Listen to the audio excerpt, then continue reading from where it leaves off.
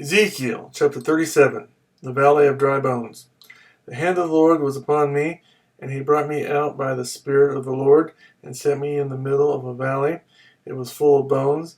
He led me back and forth among them, and I saw a great many bones on the floor of the valley, bones that were very dry. He asked me, Son of man, can these bones live? I said, O sovereign Lord, you alone know. Then he said to me, Prophesy to these bones, and say to them, Dry bones, hear the word of the Lord. This is what the sovereign Lord says to these bones. I will make breath enter you, and you will come to life. I will attach tendons to you, and make flesh come upon you, and cover you with skin. I will put breath in you, and you will come to life. Then you will know that I am the Lord. So I prophesied as I was commanded, and as I was prophesying, there was a noise, a rattling sound, and the bones came together, bone to bone. I looked, and tendons and flesh appeared on them, and skin covered them, but there was no breath in them. Then he said to me, Prophesy to the breath, prophesy, Son of man, and say to it, This is what the sovereign Lord says. Come from the four winds, O breath, and breathe into these slain, that they may live. So I prophesied as he commanded me, and breath entered them. They came to life and stood up on their feet, a vast army. Then he said to me, Son of man, these bones are the whole house of Israel. They say, Our bones are dried up, and our hope is gone. We are cut off. Therefore prophesy and say to them, This is what the sovereign Lord says. O my people, I am going to open your graves and bring you up from them. I will bring you back to the land of Israel. Then you, my people, will know that I am the Lord. When I open your graves and bring you up from them, I will put my spirit in you, and you will live, and I will settle you in your own land.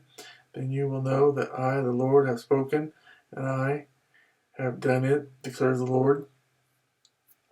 One nation under our king. The word of the Lord came to me. Son of man, take a stick of wood and write on it, belonging to Judah and the Israelites associated with him.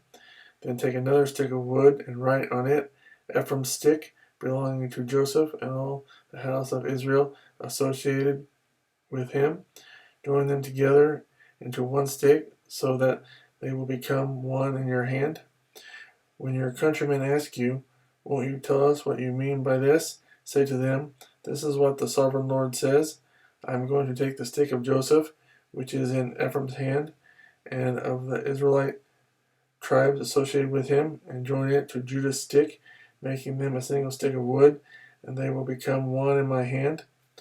Hold before their eyes the sticks you have written on, and say to them, This is what the sovereign Lord says. I will take the Israelites out of the nations where they have gone. I will gather them from all around and bring them back into their own land.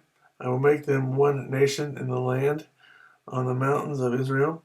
There will be one king over all of them, and they will never again be two nations or be divided into two kingdoms. They will no longer defile themselves with their idols and vile images or with any of their offenses, for I will save them from all their sinful backsliding, and I will cleanse them. They will be my people, and I will be their God. My servant David will be king over them, and they will all have one shepherd. They will follow my laws and be careful to keep my decrees. They will live in the land I gave to my servant Jacob, the land where your fathers lived. They and their children's children will live there forever, and David, my servant, will be their prince forever. I will make a covenant of peace with them. It will be an everlasting covenant. I will establish them and increase their numbers, and I will put my sanctuary among them forever. My dwelling place will be with them. I will be their God, and they will be my people. Then the nations will know that I, the Lord, make Israel holy, when my sanctuary is among them forever.